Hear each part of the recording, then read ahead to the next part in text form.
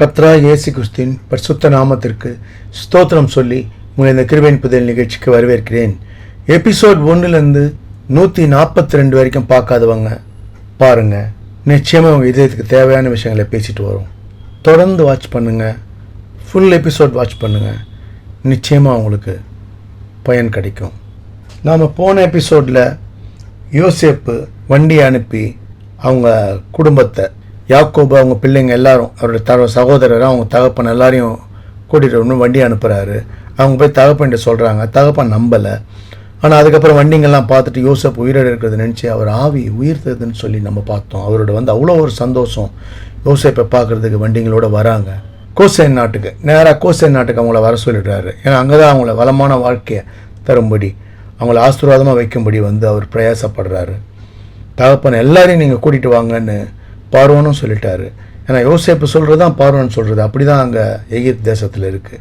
வராங்க, என்ன நடக்குது பார்ப்போம். ஒரு பாட்டு ஒன்று. என் கூடவே இரும் ஓ இயேசுவே, நேரில்லாமல் நான் வாழ முடியாது. என் பக்கத்திலே இரும் ஓ இயேசுவே, நேரில்லாமல் நான் வாழ முடியாது.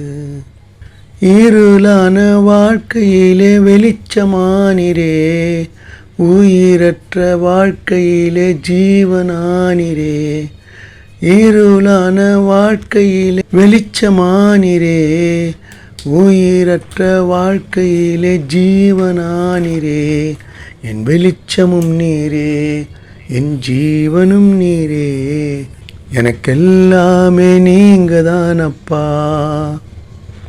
என் வெளிச்சமும் நீரே, என் ஜீவனும் நீரே, எனக்கெல்லாமே நீங்க தானப்பா. என் கூடவே இரும் ஓ இயேசுவே, நேரில்லாமல் நான் வாழ முடியாது. என் பக்கத்திலே இரும் ஓ இயேசுவே, நேரில்லாமல் நான் வாழ முடியாது.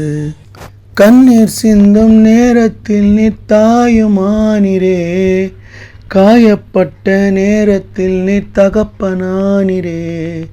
கண்ணீர் சிந்தும் நேரத்தில் நீர் தாயுமானிரே, காயப்பட்ட நேரத்தில் நீர் தகப்பனானிரே.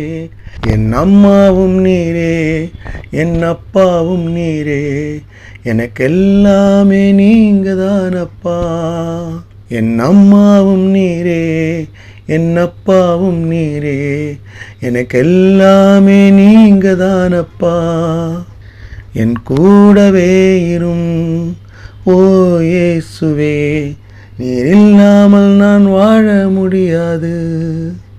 என் பக்கத்திலே இரும் ஓ இயேசுவே, நீர் இல்லாமல் நான் வாழ முடியாது. வியாதியின் நேரத்தில் வைத்தியரானிரே, சோதனை நேரத்தில் நண்பரானிரே. என் வைத்தியர் நீரே, என் நண்பரும் நீரே, எனக்கெல்லாமே நீங்க தானப்பா. என் கூடவே இரும் ஓ இயேசுவே, நீர் இல்லாமல் நான் வாழ முடியாது. என் பக்கத்திலே இரும் ஓ இயேசுவே, நேரில்லாமல் நான் வாழ முடியாது. ஆண்டவருக்கு துதி செலுத்தணும்னு எப்போவுமே ஒரு நிகழ்ச்சியிலும் ஒரு பாட்டு பாடணும்னு ஆசை. அதுக்கு நேரம்தான் ரொம்ப குறைவாக இருக்குது. நம்ம சமயம் கிடைக்கும்போது பாடல்களை பாடுவோம், பார்ப்போம். ஆதியாகமம் 46ஆம் அதிகாரம் 28ஆம் வசனம். கோசேன் நாட்டிலே தன்னை யோசேப்பு சந்திக்க வரும்படி சொல்ல யூதாவை தனக்கு முன்னாக அவனிடத்தில் யாக்கோபு அனுப்பினான். அவர்கள் கோசேனிலே சேர்ந்தார்கள். பாருங்கள், யாக்கோபு போய் யூதாவை அனுப்புகிறாரு, போய் யோசேப்பை வர சொல்லி. ஏன்னா கோசேனுக்கு வந்துடுறாங்க. அவங்க கோசேனில் வந்தவொன்னே அவர் அவளோட மகனை பார்க்கறதுக்கு. ஏன்னா காணாமல் போனார், ஆனால் மறித்துட்டார்னு அவர் நினச்சிருந்தார். உயிரோடு இருக்கார், அதுவும் இப்படி ஒரு தேசத்துக்கு அதிபதியாக இருக்கார். அந்த மகனை பார்க்கறதுக்காக உடனே யூதாவை அனுப்புகிறார். அதுக்கப்புறம் பாருங்க 29ஆம் வசனம். யோசேப்பு தன் ரதத்தை ஆயத்தப்படுத்தி அதன் மேல் ஏறிய தன் தகப்பனாகிய இஸ்ரவேலை சந்திக்கும்படி போய் அவனை கண்டு அவனுடைய கழுத்தை கட்டி கொண்டு வெகு நேரம் அவன் கழுத்தை விடாமல் அழுதான். இவருக்கும் பாருங்க, தன் தகப்பன் உயிரோடு இருக்காரு. உயிரோடு இருக்காரா? அவங்க சகோதரங்கிட்ட ஒரு முறையும் கேட்குறாரு, தகப்பன் உயிரோடு இருக்காரா. ஏன்னா இவங்க மேலே ஒரு நம்பகத்தன்மை இல்லை அவருக்கு. தகப்பனை பார்த்தவொன்னே அவருக்கும் அப்படி ஒரு சந்தோஷம். தகப்பனை கட்டி கொண்டு அழுகுறாரு. தகப்பனும் இவங்கள 2 பேரும் அன்பு வெளிப்படுது. தகப்பனை கட்டி கொண்டு அழுகுறாரு. 30. அப்பொழுது இஸ்ரவேல் யோசேப்பை பார்த்து, யாக்கோபு, நீ இன்னும் உயிரோடு இருக்கிறாயே, நான் உன் முகத்தை கண்டேன், எனக்கு இப்போது மரணம் வந்தாலும் வரட்டும். பாருங்க என்ன சொல்றாரு. அதாவது இந்த யோசேப்பு அவரால் நம்பவே முடியல. யோசேப்பு மறித்துட்டாரா மறிக்கலையா, இது ஒரு மனசுல ஒரு பாரமாவே இருந்துட்டு இருந்தது. ஏன்னா யோசேப்பு மேல அப்படி ஒரு அன்பு, அளவு கடந்த அன்பா இருந்தார் அவர். இது ஒரு பாக்கியம். இந்த பாக்கியம் எனக்கு கிடைச்சிருச்சு, நான் உன்னை பார்த்துட்டேன், நீ உயிரோடு இருக்கிறதே எனக்கு போதும். அதாவது அவர் இந்த அதிபதியா இருக்கிறது அதெல்லாம் கூட அப்புறம், அவர் நீ உயிரோடு இருக்கிறத நான் பார்த்துட்டேன், எனக்கு அது போதும், நான் இப்போ மரணம் வந்தால் கூட சந்தோஷமாக மறித்து போயிடுவேன் அப்படின்னு சொல்கிறாரு. அதுக்கப்புறம் பார்ப்போம்.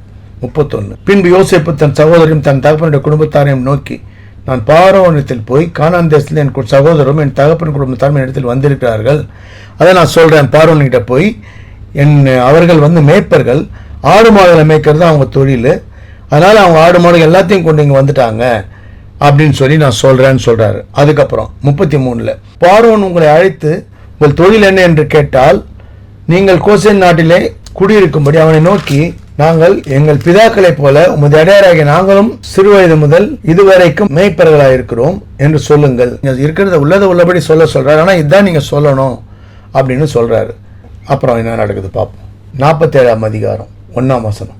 யோசேப்பு பார்வோனிடத்தில் போய், என் தகப்பனும் என் சகோதரரும் தங்கள் ஆடு மாடுகளோடும் தங்களுக்கு உண்டான எல்லாவற்றோடும் கூட கானான் தேசத்திலிருந்து வந்தார்கள். என் தகப்பன், என்னோட சகோதரி, இவங்க எல்லாம் ஆடு மாடுகளோட கோசேன் நாட்டில் வந்துட்டாங்க அப்படின்னு சொல்லிட்டு தன் சகோதரர் 5 பேரை கொண்டு போய் அவருக்கு பார்வோனுக்கு முன்பாக நிறுத்துறாரு. அதுக்கப்புறம் பார்வோன் அவருடைய சகோதரனுக்கு உங்கள் தொழில் என்ன என்று கேட்டான். அதற்கு அவர்கள், உமது அடியாராக நாங்களும் எங்கள் பிதாக்களும் மந்தை மேய்க்கிறவர்கள் என்று சொன்னார்கள். அதாவது மந்தை மேய்ப்பரும் சொன்னது இல்லாம, எங்களுக்கு கானான் தேசத்தில் பஞ்சம் ரொம்ப ஜாஸ்தி, எங்களுக்கு தானியங்கள் இல்லை, மந்தை மேய்க்க முடியல, அதனால நாங்கள் கோசேன் நாட்டில் இருக்கும்படி எங்களுக்கு தயவு செய்யணும்னு கேட்கறாங்க இவங்க பார்வோன் கிட்ட. ஆனா அதெல்லாம் யோசேப்பு அந்த மாதிரி கேட்க சொல்லலை. ஆனா இவங்க கேட்கறாங்க, ஒரு ராஜாவாச்சே, அதனால அவங்க அந்த மாதிரி கேட்கறாங்க. 5ஆம் வசனம். அப்பொழுது பார்வோன் யோசேப்பை நோக்கி, உன் தகப்பனும் உன் சகோதரரும் உன்னிடத்தில் வந்திருக்கிறார்களே, எகிப்து தேசம் உனக்கு முன்பாக இருக்கிறது. பாருங்க பார்வோன் என்ன சொல்றாரு. நீ சொல்றபடிதான் எகிப்து தேசமே உனக்கு முன்பாக இருக்கிறது, நீ சொல்றபடி எதை வேணா செஞ்சுக்கலாம் அப்படின்ற அர்த்தத்துல தான் அதை சொல்றாரு. எகிப்து தேசம் உனக்கு முன்பாக இருக்கிறதுன்னு சொல்றாரு. தேசத்தில் உள்ள நல்ல இடத்திலே உன் தகப்பனையும் உன் சகோதரியும் குடியேறும்படி செய், அவர்கள் கோசேன் நாட்டிலே குடியிருக்கலாம். அவங்கள திறமை இருக்கவங்க தான் அந்த எகிப்தில் இருக்க என் ஆடு மாடுகளை, அதாவது எகிப்தில் தேசத்தில் இருக்க ஆடு மாடுகளை மேய்க்கிறவங்களுக்கு விசாரணைக்காரங்களா, அதாவது அவங்க மேய்ப்பர்களை ஜஸ்ட் கண்காணிக்கணும், அவ்வளவுதான். நாம ஆண்டவர் நம்மளை அடிமைத்தனத்திலிருந்து ஒரு கீழே இருந்து நம்ம வாழ்க்கையை கீழ் மட்டத்திலிருந்து நம்மளை ஆண்டவர் உயர்த்தி 1000 மடங்கு பெருக வைக்கும் போது நம்ம குடும்பத்துக்கும் மொத்தம் அநேகருக்கும் நம்மளால திராணி இருக்கும்போது உதவி செய்யணும். நம்மளுக்கு பாருங்க, அவர் தேசத்துக்கு அதிபதியா இருக்கிறதால அந்த தேசமே பாதுகாக்கும்படி அவர் ஞானமா செயல்படுறார். இப்படிதான் நடக்கும்போது பாருங்க, மேற்கொண்டு ஆண்டவர் உயர்த்துவார், வாழ்க்கை மாறும். இதுதான். அதனால நம்ம ஆண்டவர் நம்மளுக்கு தர ஆசீர்வாதத்தை நாமளும் அநேகரோட பகிர்ந்து அந்த ஆசீர்வாதத்தின் மூலமா அநேகருக்கு நம்ம உதவி செய்து வாழணும். அதுதான் ஆண்டவருக்கு உகந்த வாழ்க்கை. நம்ம வாழ்க்கை ஆண்டவர் எப்பவும் சந்தோஷம், சமாதானம், ஆசீர்வாதமா நடத்துவார். தொடர்ந்து வாட்ச் பண்ணுங்க. சப்ஸ்கிரைப் பண்ணணும்னு நினைக்கிறவங்க சப்ஸ்கிரைப் பண்ணுங்க. பிடிச்சிருந்தா லைக் பண்ணுங்க, ஷேர் பண்ணுங்க. அநேகர் எங்கள் ஆண்டவரை தொடும்படி நிறைவு வருவோம். God bless you all. கர்த்தராகிய இயேசு கிறிஸ்துவின் விலையேறப்பட்ட ரத்தத்திற்கு ஜெயத்தை ஏறெடுத்து அவருடைய பரிசுத்த நாமத்திற்கு ஸ்தோத்திரம் சொல்லி நிறைவு செய்கிறேன். நன்றி. தேங்க்ஸ் ஃபார் வாட்சிங். தேங்க்யூ.